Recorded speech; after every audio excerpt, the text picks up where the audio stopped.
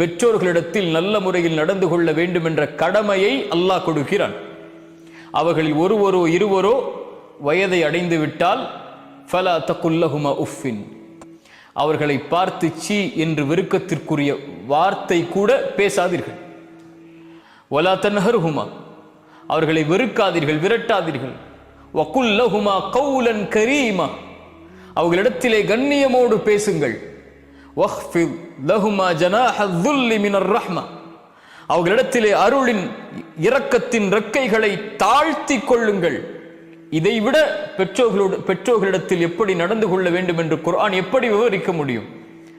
அல்லாஹ்விடத்திலே கரமேந்தி பிரார்த்தனை செய்யுங்கள். வகுர் ரப்பிர்ஹம்ஹுமா கமா ரப்பயானி ஸகீரா, யா அல்லாஹ், எங்களை சிறு பிள்ளைகளாக இருந்தபோது எங்களை எப்படி இரக்கத்தோடு, அன்போடு, பாசத்தோடு, பரிவோடு எங்களை பார்த்து கொண்டார்களோ அந்த இரக்கத்தை இந்த நிலையில் அவர்களுக்கு